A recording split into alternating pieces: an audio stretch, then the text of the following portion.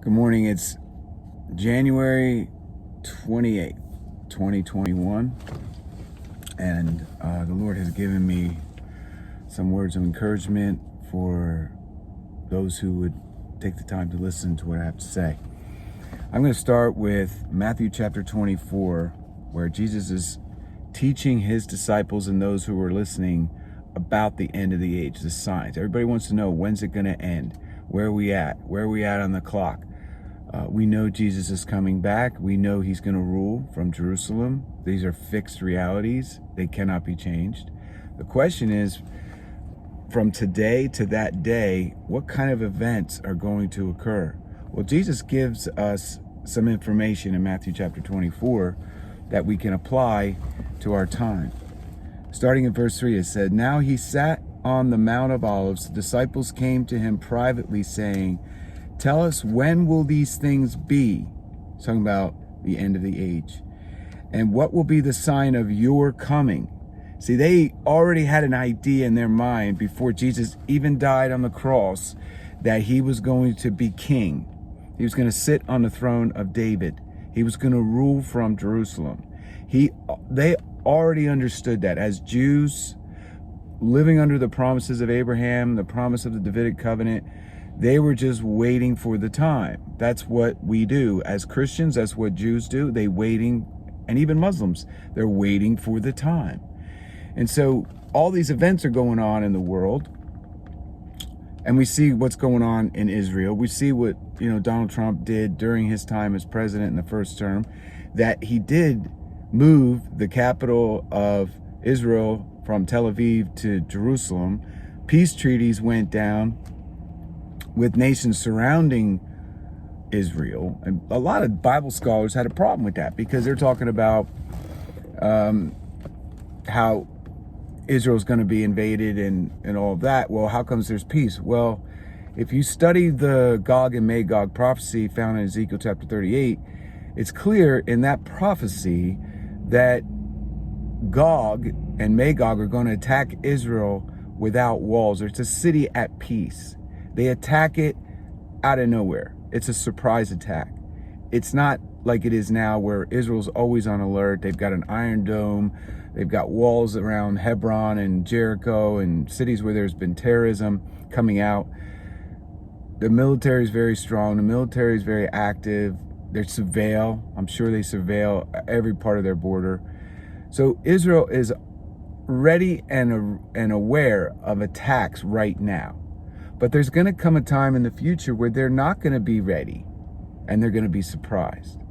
This is Gog and Magog, Ezekiel chapter 38. That has not happened yet. Pair that with Matthew 24, where the disciples know, when are you coming back as a king? They had the revelation that he was not a king yet.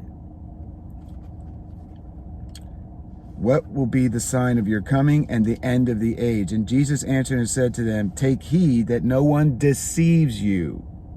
So deception is number one problem when we're trying to discern where we're at on the clock. For many will come in my name, saying, I am the Christ, and will deceive many. And you will hear of wars and rumors of wars. See that you are not troubled. Very important. Wars trouble people. Wars are scary. North Korea is going to attack California. All these things we've heard in our lifetime. He says, see that you are not troubled, for all these things must come to pass, but the end is not yet.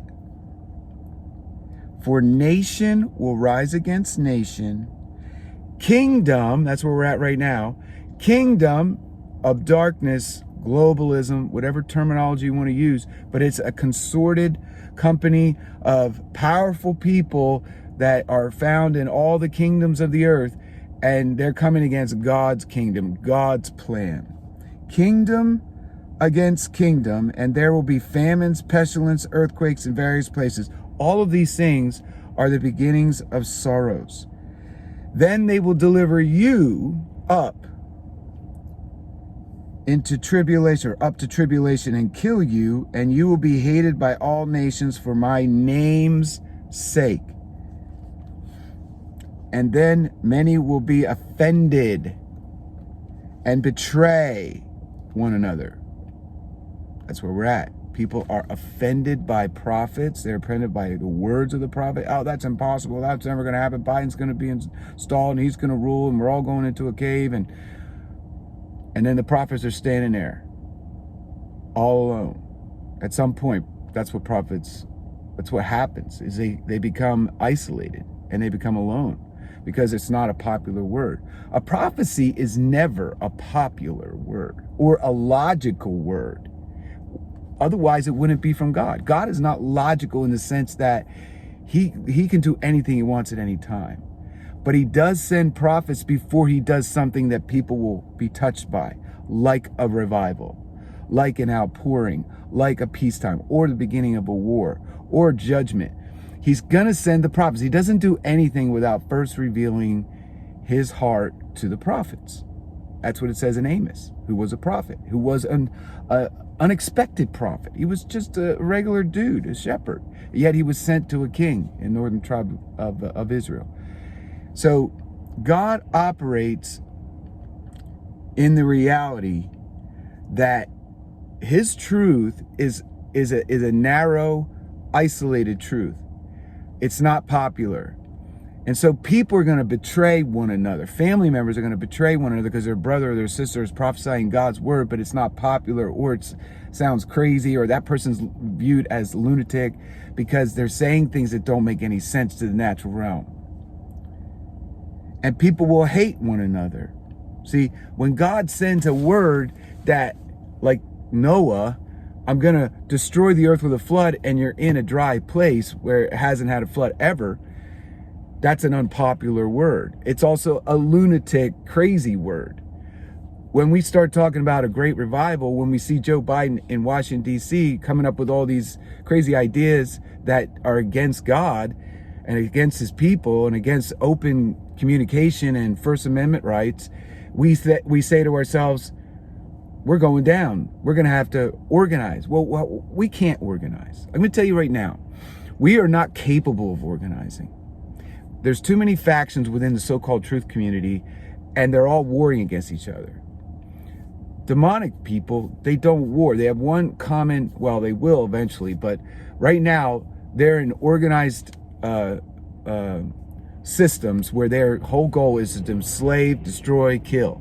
It's an easy goal, right? There's no pinpoint. There may be some strategy, but at the end of the day, if they can ruin things and blow things up and kill and destroy, they've achieved their goal. There's no planning of governing. There's no planning of a structure, peace, beautiful idea. There's no outcome of that. It's an outcome of dead bodies everywhere, an outcome of, no prosperity. It's an outcome of people, jumping at each other like riots and civil war. That's an outcome of the kingdom of darkness.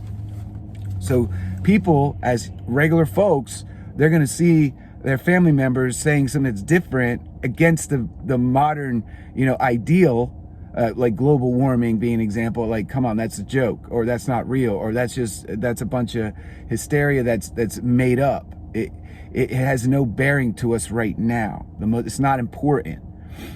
If somebody's on the other side of that equation, they think you're crazy. You don't love humanity. You're just someone that is a knave. You're a fool. And many false prophets will rise up and deceive many, because lawlessness will abound, and the love of many will grow cold. But he who endures to the end shall be saved. And this gospel of the kingdom, not the gospel of get saved at the altar, the gospel of the kingdom will be preached to all the world as a witness to all the nations, and then the end will come. So the question is, has the gospel been preached? The kingdom message, the authority message, power over demons, power over sickness. Has that message been preached? There's some people that are preaching it, but not many. The modern church is not preaching a kingdom message. It's not invading culture. It's not invading education, invading government, invading and bringing light to dark places. Movie industry, news outlets.